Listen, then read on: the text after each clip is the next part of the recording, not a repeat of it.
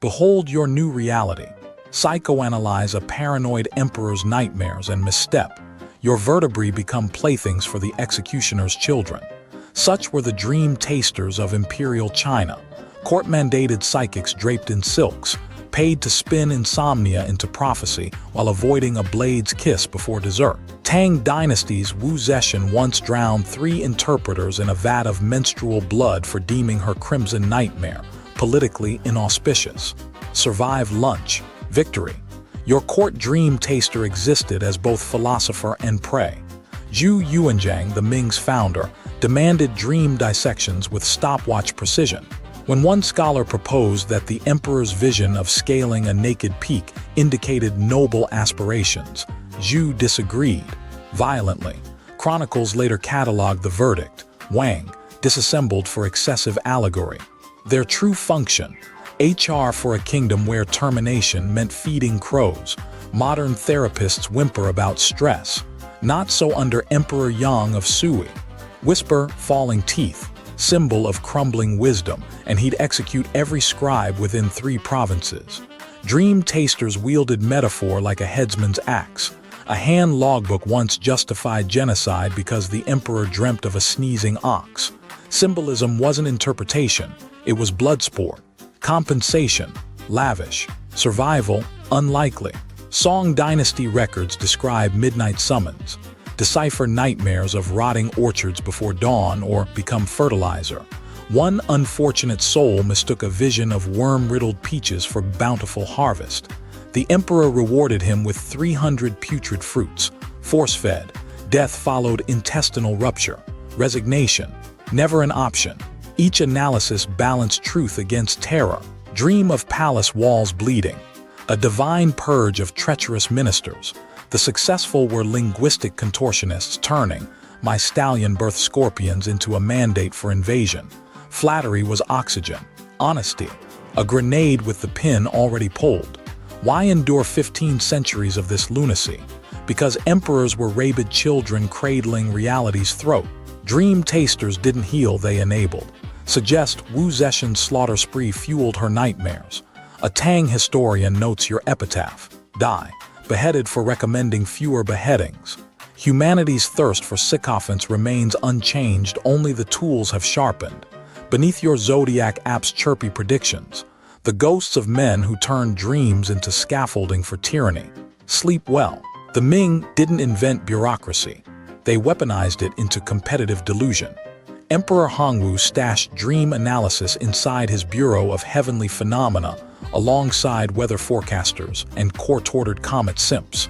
Imagine NASA staffed by medieval Milo Yiannopoulos debating if Jupiter's moons align with imperial bowel movements. That's the scientific rigor we're dealing with. Compensation packages, golden handcuffs dipped in arsenic. Get your emperor's nightmare wrong and congratulations. You're now a human pincushion in the Forbidden City's correctional garden. Get it right. Worse. One Yangalira tastemaker decoded visions of a collapsing pagoda as suppress the scholars, which triggered the Great Purge of 1432. His reward, a promotion, and a lifelong exemption from tasting anything but poisoned wine. Career advancement via Stockholm Syndrome.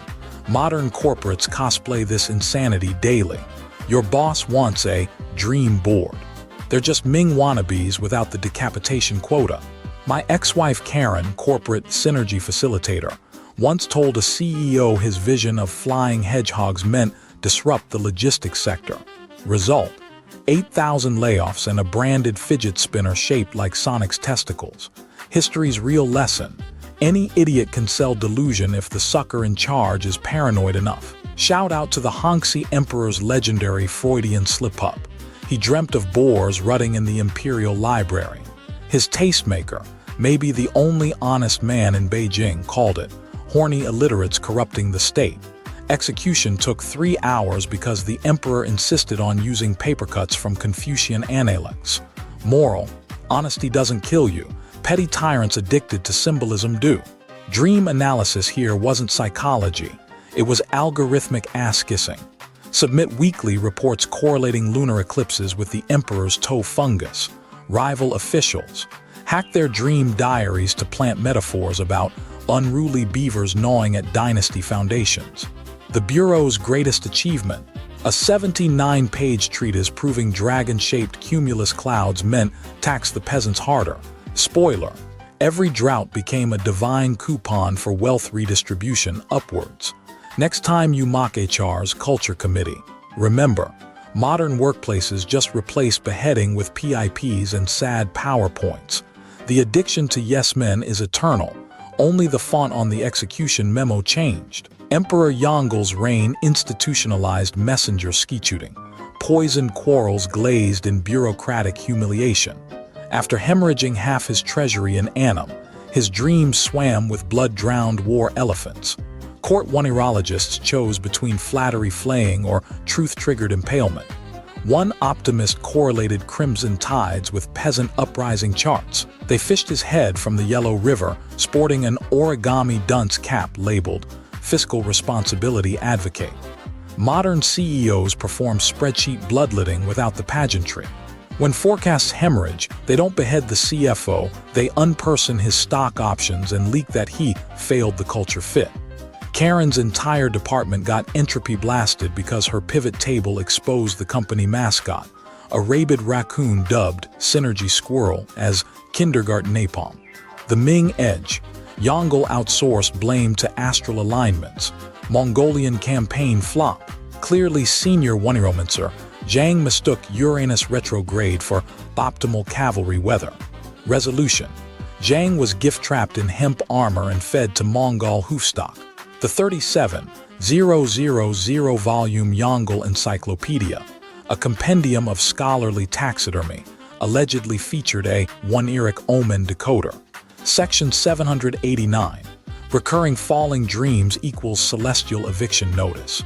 When lightning immolated the Forbidden City's new pavilion, hours after a concubine's nightmare screamed, "Heaven's blowtorch," Yongle ignored the arson-friendly lacquer. He cited the dreamers, insufficient piety, and had her smothered with brocade pillows embroidered. May your next life show better judgment. Rigged courts manufacture calamity. Warn the dragon throne his rice tariffs invite cannibalism. That's a bamboo splinter paradigm realignment. One sycophant proposed Yongle's flying dreams signaled, hubris irritating the celestial bureaucracy. Punchline. Yongle commissioned a 200-ton sky dragon from lacquered folly and peasant sinew. Maiden voyage. Lasted 3 breaths before auguring into the perfumed divans of Mongolian envoys. Casualties. 12 courtesans, 1 flatulent macaw, and the dynasty's final scrap of gravitas. Cover-up. The glide engineer was posthumously promoted to Viscount of Vertical Disappointment, while surviving dream tasters penned Yelp sonnets praising the Emperor's avant-garde gravity negotiations. The brutal farce. Yongle's nightmares proved prophetic. Rotting teeth visions. Necrotic jaw sepsis from mercury-laced immortality pills. Drowning in coins, night terrors. Hyperinflation from reconstructing Beijing with solid jade beads. By then, his advisors were Mandarin toadies babbling electrolytes about the dragon's divinely obstructed bowels heralding prosperity. History's punchline. Paranoia rots truth first, leaving tyrants deaf, hopped on their own delusions and swan diving into the same graves they dug for their critics. From the desk of Dr. Sardonicus, original text condemned for 1. Repetitive syntactic thievery. 2. Insufficient cynicism in depicting imperial buffoonery. 3. Cliché left unflayed. Rewritten transcript Jiajing sampled the soundtrack of his reign firsthand. Courtiers vivisected with hair-thin blades woven into Enlightenment gift silk belts. But why turn 18 scholars into spinal confetti? Historiography's cutlery points to a trigger, a dream where palace attendants clipped their nails while fires raged. Chief Taster Go Xingzhao diagnosed clipped nails equals clipped loyalty. The accused scribes, merely cataloging tax ledgers, not penning prophecies. Their defense was met with the dragon's editorial feedback. 37 custom scabbards and 0 patience. Go's genius. Weaponizing Jiajing's nightmares about heavenly bureaucrats as cosmic rage over unpaid prayer taxes. Remedy. a 3-mile necropolis for incinerating apology scrolls written in virgin marten blood, when Taoists noted arsenic fumes making workers convulse like salted slugs. Go rebranded it. The celestial palate savors your sacrifice. Phase 2. Arresting astronomers who sneezed during eclipses. Their treason. Almanacs noting Mercury's toxicity. Inconvenient for an emperor mainlining immortality pills like a toddler eats crayons. The slaughterhouse masqueraded as jurisprudence. Victims received silk summons lauding their aesthetic insights, then met sealing pulleys mid-bow. Jiajing's mercy echoed in posthumous verdicts. Death demonstrated inadequate zeal for cosmic synergy. Survivors, drugged until confessing treason endorsed by frog-mating chants. The farce peaked when Dowager Chen's opium-scorched deathbed ramble sparked the purge, eunuchs juggling peaches. Go declared Pitt's seeds of sedition, not side effects of Ganya-grade pain tinctures. Jiajing's verdict. Execute 6 physicians for murmur-induced strife-mongering. Accountability, after all, is for peasants clutching democracy pamphlets. Post-purge protocols. Scholars wore nail-less gloves, bowed backward to evade subversive eye contact, and filed taxes in iambic pentameter to pacify censorious phantoms. The new dream taster, a former brothel madam, secured tenure by blaming Jiajing's erectile dysfunction on dragons mourning their gelded wombs. Solution: slaughter 500 albino deer.